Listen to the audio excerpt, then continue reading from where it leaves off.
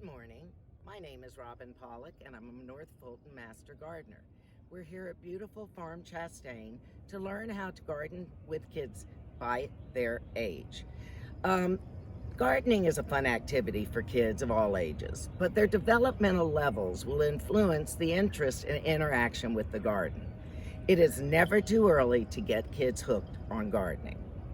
The materials they will need for gardening are garden space and tools, plants, and a time for creativity and exploration. Here are some tips about engaging young gardeners and how kids approach gardens differently as they age. Recognize that kids' priorities in the garden are different. Basically, they're the opposite of adults. Let kids choose what to plant. Offer guidance and make sure there are some sure success plants among their picks. If they want beets, roses, and petunias, why not? If they want crooked rose or weeds as pets, that's fine too. Transplanting is fun. Even if you're a child, plays with your plants the way they move their Barbies or action figures about. But remind them that plant roots need time to grow in one place. Also, you want to leave some room for old-fashioned digging. Holes are highly popular landscape features. Look for worms, add water, and see if frogs appear. Model the message that some bugs and insects are beneficial, and even the destructive bugs are pretty cool. You need to do some behind-the-scenes maintenance of the kids' garden. Don't expect kids to do all the watering, weeding, and pest control. I'm going to give you a few pointers on gardening through the years. Let's start with preschoolers, ages 3 to 4. As long as you don't expect to get something done in the adult sense of the word, gardening is great fun. We move mulch, we catch frogs, and we pull a few weeds. We blow fuzz off of dandelions, and if a child wants to plant last night's watermelon seeds, we can do just that. This is the age of unbridled exploration, and it must be accompanied by wide exploration. Preschoolers are never safe unattended. And while you're together, you have the chance to explain the life cycle of a seed or how ferns grow. Let the kids take the lead while you supply the background information. It's in the storytelling that kids learn about gardening and the world. The next age group is kindergarten, ages 5 to 6. For them, all the world's a stage.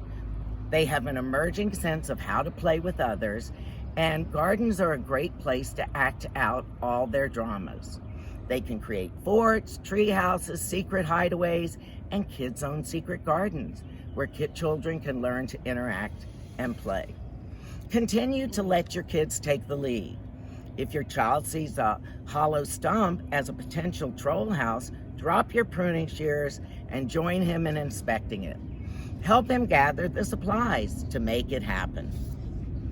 Assist only when needed, say in lashing together of sticks to create a ladder, or by offering leftover seeds of nasturtium or marigolds to embellish their idea. Finally, kids at this age have the attention span and dexterity to be left within sight to create their own worlds. The next age is early elementary school, ages 6 to 7. Your kids improve reading and math skills at a new depth for gardening fun. Now kids can help you make plant markers, read seed packages, pore over catalogs, and many more. And yet they are still wide-eyed and open to nature's mysteries. Soils, holes, and water hold endless fascination, as do bugs. But for kids of this age, the doing is still more important than the end result. For them, the garden is still a place of willy-nilly collection of plants of all shapes, colors, and sizes. A bouquet is whatever fits in the diameter of their palm and curled fingers, and whose stems still reach into a jar of full water. The next age is middle elementary school, ages 8 and 9. The emphasis for them shifts from doing to doing well. They can design a garden on paper, thinking about flower height and color and how much space a tomato plant might need. They can then translate that drawing into a real garden. Their ability to use tools increases. They can build arbors and fences. Late elementary school kids, ages 10 to 11, are different still. Now gardening celebrates its ability to cross several disciplines with ease, to speak to your kids' many interests. Gardening is science, math, art, and still fun. They can organize small gardens and build structures and can volunteer in the community. And now the opportunity for fun in the garden are endless. With a little imagination, this year's scarecrow might look like rock stars or anything they want.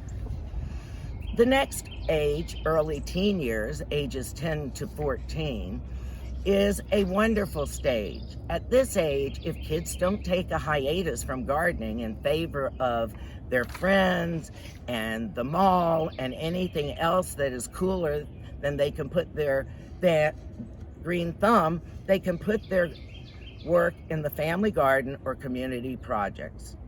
While focusing on sports, fashion, or school plays, how can gardening compete? It has to be awesome, and it is. Many students do independent study, such as 8th grade challenge, to demonstrate their mastery of a subject. This is when gardening projects can be guided by their biology teacher, group leaders, parents, or neighbors. Or you may just set some kids on a career path. It's enough to hope that your kids grow up and love to garden, but who knows? You may have a budding botanist or a future horticulturist in the family. So let's start gardening with our kids, get them involved, and have a great day.